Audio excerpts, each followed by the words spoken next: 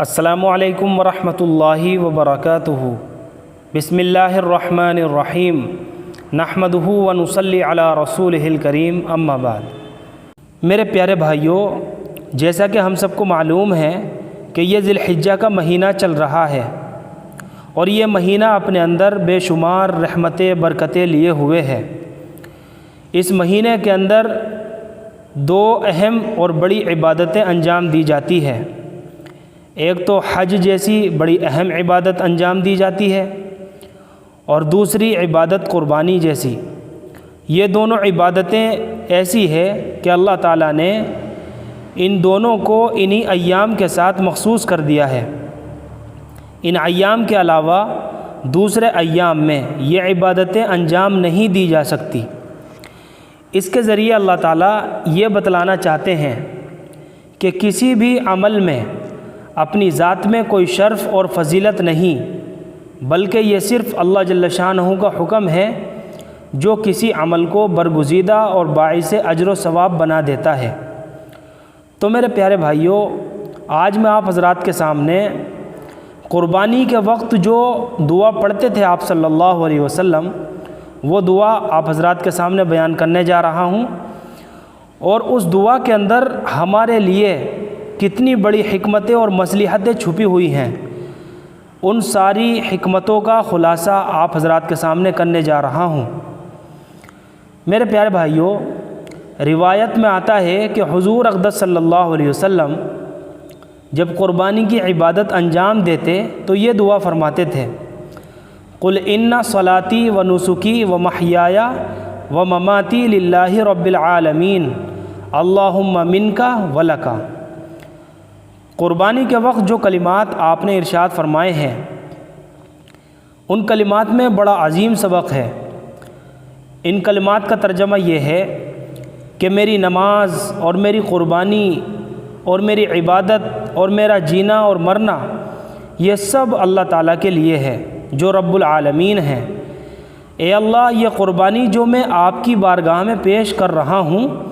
یہ جانور بھی آپ ہی نے مجھے عطا فرمایا تھا، اور اس جانور کو آپ ہی کی بارگاہ میں مجھے پیش کرنے کی سعادت حاصل ہو رہی ہے۔ ان کلمات کے ذریعے یہ بتلانا مقصد ہے میرے بھائیوں کہ کوئی بھی عبادت ہو، چاہے وہ نماز ہو، چاہے وہ روزہ ہو، چاہے وہ صدقہ خیرات ہو، چاہے وہ حج ہو، اور چاہے وہ قربانی جیسی عبادت ہو، جب تک اس عبادت سے مقصود اللہ تعالیٰ کو راضی کرنا نہیں ہے، اس وقت تک اس عبادت کی کوئی قدر و قیمت نہیں ہے۔ اگر کوئی آدمی عبادت کرے لیکن اس کا مقصد اللہ تعالیٰ کو راضی کرنے کے بجائے مخلوق کو راضی کرنا مقصد ہو، دکھاوا یا نام و نمود اور شہرت مقصود ہو، تو پھر اس عبادت کی کوئی قدر و قیمت باقی نہیں رہتی۔ اعمال کے اندر جو وزن پیدا ہوتا ہے وہ اخلاص سے پیدا ہوتا ہے۔ جتنا زیادہ اخلاص ہوگا وہ عمل اللہ تعالیٰ کے یہاں اتنا ہی مقبول ہوگا اور اس پر اجر و ثواب ہوگا۔ تو میرے پیارے بھائیوں، اس دعا میں حضور صلی اللہ علیہ وسلم نے نسوکن کا لفظ استعمال فرمایا ہے۔ یہ لفظ عربی زبان میں 3 معنی کے لیے آتا ہے۔ نسک کے ایک معنی قربانی کے ہیں، اور حج کے ارکان کو بھی نسک کہا جاتا ہے، یہ دوسرے معنی ہے، اور لفظ نسک ہر قسم کی عبادتوں پر بولا جاتا ہے، یہ تیسرے معنی ہے۔ لہٰذا حضور اکرم صلی اللہ علیہ وسلم نے جو لفظ استعمال فرمایا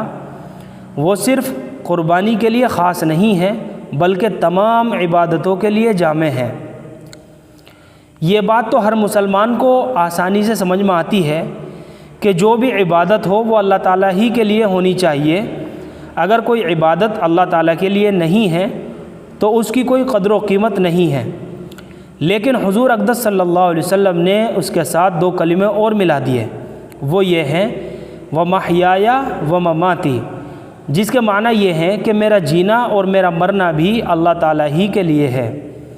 اب سوال یہ ہے کہ نماز اللہ تعالیٰ کے لیے ہے، یہ بات تو سمجھ میں آ رہی ہے، قربانی اللہ تعالیٰ کے لیے ہے، یہ بات بھی سمجھ میں آ گئی، اور ساری عبادتیں اللہ تعالیٰ کے لیے ہیں، یہ بات بھی سمجھ میں آ رہی ہے، لیکن جینا اللہ تعالیٰ کے لیے ہے اور مرنا اللہ تعالیٰ کے لیے ہے، اس کا کیا مطلب ہے؟ تو میرے پیارے بھائیوں، در حقیقت اس کے ذریعے حضور اکرم صلی اللہ علیہ وسلم نے ایک سبق دے دیا، وہ یہ کہ ایک مسلمان کی صبح سے لے کر شام تک کی زندگی کا ہر کام حقیقت میں اللہ تعالیٰ ہی کے لیے ہونا چاہیے، چاہے وہ دیکھنے میں دنیا کا کام نظر آ رہا ہو، چاہے وہ دیکھنے میں اپنے نفس کی خواہشات کی تسکین کا کام نظر آ رہا ہو، لیکن ایک مومن کے وہ سب کام اللہ تعالیٰ کی خاطر ہونے چاہیے۔ اسی لیے میرے بھائیوں، اس کے ذریعے یہ بتلا دیا کہ ایک مومن کی زندگی میں اور ایک کافر کی زندگی میں بنیادی فرق یہ ہے کہ یہ دونوں کام ایک طرح کے کرتے ہیں، لیکن مومن کا مقصد کچھ اور ہے اور کافر کا کچھ اور ہے۔ مثلا جب آدمی صبح بیدار ہوتا ہے تو کچھ کھاتا ہے، پیتا ہے اور پھر روزی کمانے کے لیے باہر نکلتا ہے۔ اگر کوئی ملازم ہے تو وہ ملازمت پر جاتا ہے، اگر کوئی تجارت پیشہ ہے تو وہ تجارت کے لیے جاتا ہے، اگر کوئی زراعت پیشہ ہے تو وہ کاشتکاری کے لیے جاتا ہے۔ ہر شخص اپنے اپنے کام کے لیے نکلتا ہے۔ یہی کام مومن بھی کرتا ہے اور یہی کام کافر بھی کرتا ہے، لیکن نبی اکرم صلی اللہ علیہ وسلم نے اس جملے کے ذریعے اس طرف اشارہ فرمایا کہ ایک مومن کا کام کافر کے کام سے مختلف ہونا چاہیے۔ کافر کا مقصد صرف یہ ہوتا ہے کہ پیٹ کا جہنم بھر دیا جائے، پیٹ میں جو بھوک کی آگ لگی ہوئی ہے اس کو بجھا دیا جائے اور بس، قصہ ختم۔ اس مقصد کے لیے وہ کھا پی رہا ہے اور روزی کمانے کے طریقے بھی اختیار کر رہا ہے، اس سے آگے اس کا کوئی مقصد نہیں ہے۔ اور ایک مومن بھی یہ سب کام کرتا ہے میرے بھائیوں، لیکن پہلی بات تو یہ ہے کہ وہ اللہ تعالیٰ کے انعام و اکرام اور اس کی نعمتوں کے استحضار کے ساتھ کھاتا ہے کہ میں جو کھانا کھا رہا ہوں یہ میری قوت بازو کا کرشمہ نہیں ہے، بلکہ یہ کھانا کسی دینے والے کی دین اور اس کی عطا ہے، پھر اس ذات کا شکر ادا کر کے کھاتا ہے۔ اور دوسری بات یہ ہے میرے بھائیوں کہ جو کچھ وہ کھاتا ہے اس میں حلال و حرام کا امتیاز کرتا ہے، کیا چیز میرے لیے حلال ہے اور کیا چیز حرام ہے۔ یہ نہیں کہ جو چیز زبان کو اچھی لگی اس کو کھانا شروع کر دیا۔ یہ مومن اور کافر کے اندر ایک بنیادی فرق ہے۔ اور تیسری بات یہ ہے کہ وہ کھانا بھی اس لیے کھاتا ہے کہ یہ جان بھی میری اپنی نہیں ہے، بلکہ یہ جان کسی اور ذات کی ملکیت ہے، جس نے یہ فرمایا ہے للہ ما فی السماوات و ما فی الارض، زمین و آسمان میں پائی جانے والی تمام چیزوں کا مالک اللہ تعالیٰ ہے، لہذا ہماری جان بھی اسی کی ملکیت ہے۔ ہم جو یہ سمجھ رہے ہیں کہ یہ ہاتھ ہمارے ہیں، یہ پاؤں ہمارے ہیں، یہ آنکھیں ہماری ہیں، یہ کان ہمارے ہیں، حقیقت میں یہ ہمارے نہیں ہیں، بلکہ یہ اللہ تعالیٰ کی ملکیت ہے۔ البتہ یہ اس کا کرم ہے کہ اس نے یہ اعضاء فائدہ اٹھانے کے لیے ہمیں عطا فرما رکھے ہیں، اور جب یہ جان اس کی ملکیت ہے اور اس نے ہمیں فائدہ اٹھانے کے لیے عطا فرمائی ہے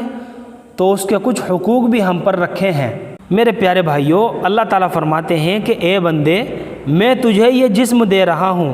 یہ جان دے رہا ہوں، اب اس جسم اور جان کی حفاظت کرنا بھی تیرا اہم فریضہ ہے۔ میری طرف سے تجھ پر یہ فریضہ عائد کیا گیا ہے کہ اس جسم اور جان کی حفاظت کرنا، اور اس جسم اور جان کی حفاظت کا ایک حصہ یہ بھی ہے کہ اس کو غذا دی جائے۔ اگر تو اس کو غذا نہیں دے گا تو یہ جسم کام کرنا چھوڑ دے گا اور بیکار ہو جائے گا اور ہلاک بھی ہو جائے گا۔ لہذا جسم کو غذا دینا بھی اللہ تعالیٰ کے حکم کے عین مطابق ہے۔ اسی بات کو حضور اکرم صلی اللہ علیہ وسلم نے ان الفاظ میں ارشاد فرمایا، وَإِنَّ لِنَفْسِكَ عَلَيْكَ حَقًّا، یعنی تمہاری جان کا بھی تم پر حق ہے۔ وہ حق یہ ہے کہ اس جان کو صحت مند رکھنے کی کوشش کرو۔ یہی وجہ ہے کہ اگر کوئی شخص بالکل کھانا پینا چھوڑ دے اور جان بوجھ کر بھوکا رہے تو اس کے لیے ایسا کرنا شرعی اعتبار سے گناہ ہے، اس لیے کہ یہ جان اللہ تعالیٰ کی عطا ہے اور اس جان کا حق ہے کہ اس کو غذا دی جائے۔ اگر بالکل بھوکا رہے گا تو وہ حق ادا نہیں ہوگا بلکہ اور گناہ ہوگا۔ یہی وجہ ہے میرے دوستو کہ آج لوگ جو بھوک ہڑتال کرتے ہیں اور یہ کہتے ہیں کہ ہم کچھ نہیں کھائیں گے اور کچھ نہیں پئیں گے، اس کے بارے میں علماء کرام نے فرمایا کہ شرعی اعتبار سے یہ ہڑتال جائز نہیں ہے، اس لیے کہ یہ جان اپنی ملکیت نہیں ہے کہ اس کے ساتھ جو چاہے سلوک کرو، چاہو تو اس کو بھوکا مار دو، بلکہ یہ جان اللہ تعالیٰ کی عطا ہے، اس کا حق ہے کہ اس کو وقت پر کھانا کھلاؤ۔ میرے پیارے بھائیوں، جب اسلام کی نئی نئی باتیں شروع زمانے میں آئی تو صحابہ کرام میں عبادت کرنے کا بڑا جذبہ تھا۔ چنانچہ حضرت عثمان بن مظعون رضی اللہ تعالیٰ عنہ نے اپنا یہ معمول بنا لیا تھا کہ دن بھر روزے سے رہتے اور رات بھر تہجد پڑھتے تھے، دن میں کھانا نہیں کھاتے تھے اور رات کو سوتے نہیں تھے۔ حضور اقدس صلی اللہ علیہ وسلم کو جب معلوم ہوا تو آپ صلی اللہ علیہ وسلم نے ان کو تنبیہ فرمائی کہ یہ طریقہ آپ کا درست نہیں ہے۔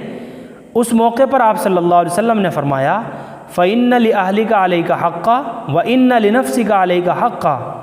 یعنی تمہارے نفس کا بھی تم پر حق ہے اور تمہاری آنکھ کا بھی تم پر حق ہے اور تمہاری بیوی کا بھی تم پر حق ہے اور تمہارے پاس آنے والے مہمانوں کا بھی تم پر حق ہے۔ مومن سارے حقوق کو ایک ساتھ ادا کرتا ہے، یہ نہیں کرتا کہ ایک طرف کو ڈھلک گیا اور دوسرے کے حقوق کو پامال کر دیا۔ اس لیے فرمایا کہ روزانہ سارا سال روزہ رکھنا مکروہ ہے، یہ پسندیدہ عمل نہیں ہے۔ حضور اکرم صلی اللہ علیہ وسلم نے اس سے منع فرمایا ہے کیونکہ اس کے نتیجے میں نفس کا حق فوت ہو رہا ہے۔ لہٰذا ایک مومن اگر کھانا کھاتا ہے تو وہ حقیقت میں اس لیے کھاتا ہے کہ اللہ تعالیٰ نے اس کو حکم دیا ہے کہ اپنے نفس کی حفاظت کرو۔ اگر کوئی شخص ایسا کام کرے جو واضح طور پر صحت کے لیے مضر اور نقصان دہ ہو اور جس کے نتیجے میں بیمار پڑنے کا غالب گمان ہو تو ایسا کرنا شرعاً بھی جائز نہیں ہے، اس لیے کہ یہ جان اپنی نہیں ہے بلکہ اللہ تعالیٰ کی عطا ہے۔ جب تک اس نے یہ جان ہمیں دی ہوئی ہے اس وقت تک اس کی حفاظت ہمارے ذمہ ضروری ہے۔ لہٰذا اگر مومن کھانا کھا رہا ہے تو وہ حقیقت میں اپنے نفس کا حق ادا کرنے کے لیے کھا رہا ہے اور اللہ تعالیٰ کی نعمت کا استحضار کر کے شکر ادا کر کے کھا رہا ہے اور حلال و حرام کی تمیز کر کے کھا رہا ہے۔ ان تین باتوں کی وجہ سے اس مومن کا کھانا بھی اللہ تعالیٰ کے لیے ہے اور عبادت ہے۔ اگر مومن روزی کمانے کے لیے جا رہا ہے تو بظاہر وہ دنیا داری کا کام کر رہا ہے، لیکن ایک مومن کے روزی کمانے میں اور ایک کافر کے روزی کمانے میں یہی فرق ہے کہ ایک مومن جو روزی کماتا ہے وہ اس نیت کے ساتھ کماتا ہے کہ اللہ تعالیٰ نے میرے ذمے میرے نفس کے حقوق بھی رکھے ہیں، میری بیوی کے اور میرے بچوں کے میرے ذمے حقوق رکھے ہیں، ان سب کے حقوق ادا کرنے کے لیے میں روزی کما رہا ہوں۔ اور اس کی نیت یہ ہوتی ہے کہ حلال و حرام کی تمیز کے ساتھ کماؤں گا، جائز روزی کماؤں گا اور ناجائز سے پرہیز کروں گا۔ اس طرح سے ایک مومن کے سارے کام اللہ تعالیٰ کے لیے ہو سکتے ہیں اور ہونے بھی چاہیے، یہاں تک کہ اگر وہ تفریح کر رہا ہے تو وہ تفریح بھی اللہ تعالیٰ کے لیے ہونی چاہیے اور یہ نیت کرے کہ میں اس لیے تفریح کر رہا ہوں تاکہ میرے جسم اور ذہن اور قلب کا حق ادا ہو۔ اس نیت سے وہ تفریح بھی اللہ تعالیٰ کے لیے ہو گئی۔ مومن کا سونا بھی اللہ تعالیٰ کے لیے ہے، اس لیے کہ وہ سوتے وقت یہ نیت کرتا ہے یہ میں اس لیے سو رہا ہوں کہ یہ میرے نفس کا حق ہے اور اللہ تعالیٰ کا حکم ہے اور نبی اکرم صلی اللہ علیہ وسلم کی سنت ہے اور جائز طریقے سے سو رہا ہوں، اس نیت سے یہ سونا بھی اللہ تعالیٰ کے لیے ہو گیا۔ بہرحال حضور اقدس صلی اللہ علیہ وسلم نے جو کلمہ ارشاد فرمایا یہ ایک ایسا نسخہ کیمیا ہے جو مومن کی زندگی کے ہر کام کو خالص اللہ تعالیٰ کے لیے بنانے والا ہے اور عبادت قرار دینے والا ہے۔ اس لیے فرمایا کہ میرا جینا اللہ تعالیٰ کے لیے ہے اور آخر میں فرمایا وَمَمَاتِي لِلَّهِ رَبِّ الْعَالَمِينَ کہ میرا مرنا بھی اللہ تعالیٰ کے لیے ہے۔ مرنا اللہ تعالیٰ کے لیے ہونے کا مطلب یہ ہے کہ آدمی اس بات پر ایمان رکھے کہ جو وقت اللہ تعالیٰ نے میرے لیے دنیا سے جانے کا مقدر فرما دیا ہے وہی وقت برحق ہے۔ میں صحیح فیصلہ نہیں کر سکتا آج دنیا سے جاؤں یا کل جاؤں یا 1 سال بعد جاؤں یا 10 سال کے بعد جاؤں، فیصلہ اسی کا ہے، اسی کی مشیت ہے اور اسی کی حکمت ہے، اور اس حکمت کے تحت یہ فیصلہ ہونا ہے کہ مجھے کب تک اس دنیا میں رہنا ہے اور کب اس دنیا سے جانا ہے۔ اس لیے میرے دوستو حضور اکرم صلی اللہ علیہ وسلم یہ دعا فرماتے تھے اللہم احینی ما علمت الحیات خیرا لی وتوفنی اذا علمت الوفات خیرا لی، یا اللہ مجھے اس وقت تک زندہ رکھیے جب تک میرا زندہ رہنا آپ کے علم کے مطابق میرے حق میں بہتر ہو، اور جب آپ کے علم کے مطابق میرا مرنا بہتر ہو جائے تو مجھے موت دے دیجیے۔ آدمی اپنی طرف سے کوئی فیصلہ نہ کرے، یہی وجہ ہے کہ خودکشی کرنا حرام ہے، کیونکہ وہ فیصلہ جو اللہ تعالیٰ کو کرنا ہے کہ تمہیں کب اس دنیا سے جانا چاہیے، یہ فیصلہ تم اپنے ہاتھ میں لے رہے ہو کہ یہ جان تمہاری اپنی ملکیت نہیں ہے، کہ اس کے ساتھ جیسا سلوک چاہو ویسا کرو، بلکہ اللہ تعالیٰ کی ملکیت ہے جو اس نے عطا کی ہے، لہذا اس جان کی حفاظت تمہاری ذمہ داری ہے، یہاں تک کہ موت کی تمنا کرنا بھی ناجائز ہے۔ جی ہاں میرے دوستو، موت کی دعا کرنا بھی ناجائز ہے، چنانچہ بہت سے لوگوں کی زبانوں پر یہ جملہ آ جاتا ہے کہ یا اللہ میرا حال تو بہت خراب ہے، مجھے موت ہی دے دے، العیاذ باللہ العلی العظیم۔ یہ بڑی خطرناک بات ہے میرے دوستو۔ تمہیں کیا معلوم کہ اگر اس وقت تمہاری موت آ جائے تو تمہارا کیا انجام ہوگا؟ اللہ تعالیٰ ہی جانتے ہیں کہ تمہارے حق میں کب تک زندہ رہنا بہتر ہے۔ اگر ایک لمحے کے لیے یا ایک گھنٹے کے لیے موت مؤخر ہو جائے تو کیا معلوم کہ اس ایک گھنٹے میں تمہیں وہ کام کرنے کی توفیق ہو جائے جو تمہارے سارے پچھلے گناہوں کو دھو دے اور تمہارا بیڑا پار کرا دے۔ لہٰذا موت کی تمنا مت کرو، نبی کریم صلی اللہ علیہ وسلم نے اس سے منع فرمایا ہے۔ چنانچہ ایک واقعہ حضرت خباب بن ارت رضی اللہ تعالیٰ عنہ کی بیماری کا بھی ہے۔ حضرت خباب بن ارت رضی اللہ تعالیٰ عنہ مشہور صحابی ہیں۔ وہ ایک مرتبہ سخت بیمار ہو گئے اور انتہائی شدید تکلیف میں تھے۔ کوئی صاحب ان کی عیادت کے لیے گئے تو حضرت خباب رضی اللہ تعالیٰ عنہ نے ان سے فرمایا کہ آج مجھے اتنی شدید تکلیف ہے کہ اگر موت کی تمنا کرنا جائز ہوتا تو میں موت کی تمنا کرتا، لیکن چونکہ رسول اکرم صلی اللہ علیہ وسلم نے موت کی تمنا کرنے سے منع فرمایا ہے، اس لیے میں موت کی تمنا نہیں کرتا۔ تو میرے پیارے بھائیوں، موت کی تمنا کرنا اس لیے منع ہے کہ تم یہ فیصلہ کرنے والے کون ہوتے ہو کہ تمہارے حق میں جینا بہتر ہے یا مرنا بہتر ہے؟ یہ اللہ تعالیٰ کا فیصلہ ہے، اسی کے اوپر یہ فیصلہ چھوڑ دو اور اسی سے مدد مانگو۔ اس لحاظ سے اگر دیکھا جائے تو موت بھی اللہ تعالیٰ ہی کے لیے ہے۔ یہ معنی ہے اس دعا کے، ان صلاتی و نسکی و محیای و مماتی للہ رب العالمین۔ اس لیے ایک بزرگ بڑی کام کی نصیحت فرمایا کرتے تھے کہ دیکھو بھائی، تمہیں بڑے کام کی بات بتاتا ہوں کہ صبح کو جب فجر کی نماز کے لیے اٹھو تو فجر کی نماز کے بعد یہ نیت کر لو کہ یا اللہ آج صبح سے لے کر شام تک کی زندگی میں جو کام کروں گا اے اللہ آپ کے لیے کروں گا، کھاؤں گا تو آپ کے لیے کھاؤں گا، روزی کماؤں گا تو آپ کے لیے روزی کماؤں گا، سوؤں گا تو آپ کے لیے سوؤں گا، کسی سے ملاقات کروں گا تو آپ کے لیے ملاقات کروں گا، کسی کے ساتھ حسن سلوک کروں گا تو آپ کے لیے کروں گا، عبادت کروں گا تو آپ کے لیے کروں گا، اے اللہ میں ہر کام آپ ہی کے لیے کروں گا۔ اور یہ پڑھو قل ان صلاتی و نسکی و محیای و مماتی للہ رب العالمین۔ صبح کے وقت اللہ تعالیٰ کی بارگاہ میں یہ گزارش کر دو، اے اللہ میں یہ ارادہ کر رہا ہوں کہ جو کچھ کام کروں گا آپ کو راضی کرنے کے لیے کروں گا۔ تو میرے پیارے بھائیوں، شریعت کا یہ اصول ہے کہ جب آدمی کسی کام کے شروع میں کوئی نیت کر لیتا ہے تو کام کے دوران اگر غفلت ہو جائے تو اللہ تعالیٰ شروع کی نیت کو معتبر مان لیتے ہیں۔ مثلاً جب نماز شروع کی تو اس وقت یہ نیت کر لی کہ میں یہ نماز اللہ تعالیٰ کے لیے پڑھ رہا ہوں، اور پھر اللہ اکبر کہہ کر نیت باندھ لی، تو اب نماز کے دوران ادھر ادھر کے غیر اختیاری خیالات آ رہے ہیں، اس وقت یہ دھیان بھی نہیں رہتا کہ میں یہ نماز اللہ تعالیٰ کے لیے پڑھ رہا ہوں۔ لیکن اللہ تعالیٰ کی رحمت ایسی ہے، وہ یہ دیکھتے ہیں کہ جب میرے بندے نے نماز کے شروع میں یہ نیت کر لی تھی کہ میں یہ نماز اللہ تعالیٰ کے لیے پڑھ رہا ہوں، تو میں اس کی پوری نماز کو عبادت میں لکھوں گا اور اس کو اپنے لیے ہی قرار دوں گا۔ یہ اللہ تعالیٰ کی رحمت ہے میرے بھائیوں۔